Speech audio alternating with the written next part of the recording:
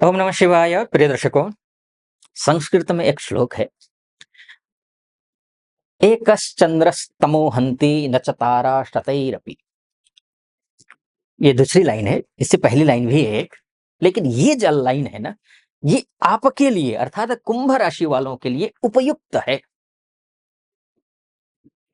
खासकर 18 सितंबर से लेकर के इस महीने के अंत तक। क्यों?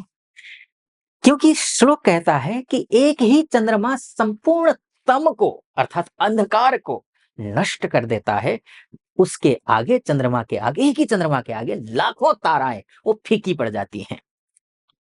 ताराओं से अंधकार नष्ट नहीं होता है, एक चंद्रमा, सिर्फ एक। उसी तर्ज पर आपके लिए एक ही योग हजारों अशुभ योगों को अस्त व्यस्त कर देता है, खत्म कर देता है, नष्ट कर देता है। वो कौन सा योग है, आइए समझते हैं। वैसे 18 सितंबर से लेकर के शुक्र जो है ना, आपका शुक्र, शुक्र क्या है?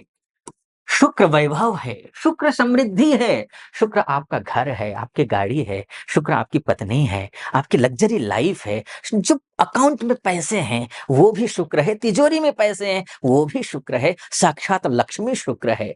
शुक्र के बिना लक्ष्मी योग तो बनता ही नहीं है। और कुंभ राशि वालों के लिए शुक्र भाग्य है, और भाग्यम फलति सर्वत्र न च विद्या न च पौरुषम। भाग्य नहीं है साथ, तो ना आपकी विद्या काम आएगी, ना आपका पुरुषार्थ काम आएगा। भाग्य का साथ होना जरूरी है। और आपका भाग्येश शुक्र 18 सितंबर को आपके भाग्य स्थान में ही जाकर बैठे हैं। जब भाग्येश लोचनाभ्याम विहीनस्य दर्पणः किम करिष्यति, है ना? लोचना, जिसके पास जो है अंधा क्या मांगे, दो आंख। वही वाली बात है।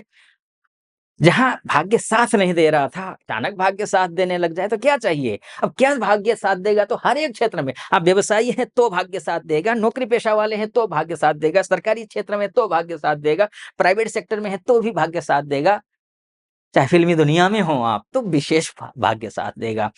कपड़ों का काम करते हो, विशेष भाग्य साथ। ब्यूटी से संबंधित कोई काम करते हैं, डेकोरेशन से रिलेटेड कोई काम करते हैं, आपका भाग्य साथ देगा। शादी नहीं हो रही है, शादी करवाएगा। अब ये तो नहीं बोलूंगा कि मैं इतने कम दिनों में ही शादी करवा देगा, लेकिन शादी की बातचीत कहीं चल रही हो ना, बातचीत पक्की कर देगा। डील कहीं चल रही हो, बातचीत करने की डील, घर लेने के लिए डील चल रही हो, बात चल रही हो तो ठीक है। गाड़ी लेने के लिए, प्रॉपर्टी लेने के लिए, वैसे भी देखिए सामने तो जो है आपका, अब तो नवरात्र आ ही गए हैं, उसमें तो कुछ ना कुछ प्लानिंग करके बैठे हुए हैं, पैसा भी खर्चा होगा, रिश्तेदार भी आएंगे जाएंगे, वो पैसे का इंतजाम। शुक्र क्या है? पैसा है। पैसा आएगा, जैसे जैसे पैसा, भाग्य आएगा, भाग्य में पैसा आएगा, तो फिर चाहिए क्या? ये स्थिति होगी। अगर आप पर्सनल रिश्ते में जुड़े हुए हैं, किसी के साथ जुड़े हुए हैं या जुड़ी हुई हैं, तो अगर शादी करना चाहती हैं या चाहते हैं तो भी आपका पक्ष में है, ये है। लेकिन हाँ, स्वाति नक्षत्र में रहेंगे 23 तारीख से। स्वाति नक्षत्र जो होता है वो राहु का नक्षत्र होता है, तो राहु के नक्षत्र में होने की वजह से अनावश्यक खर्चा मत कर लेना।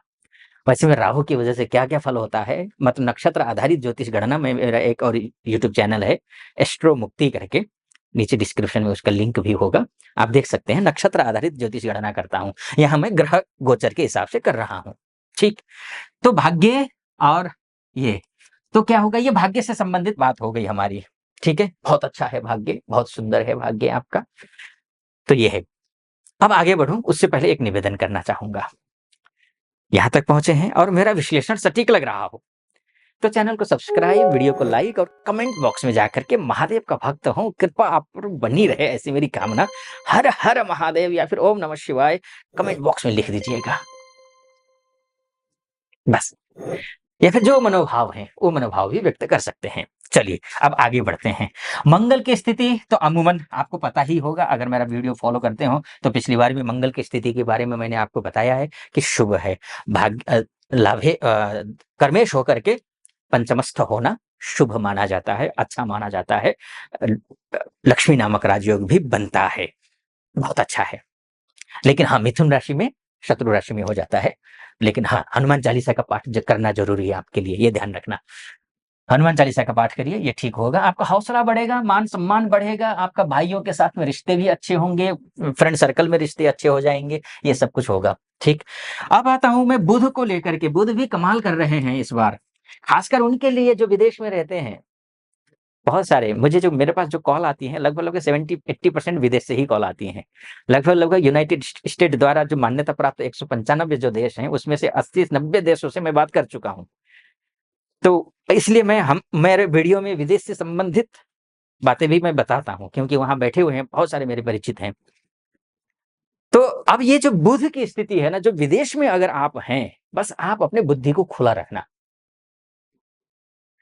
काम बनेंगे।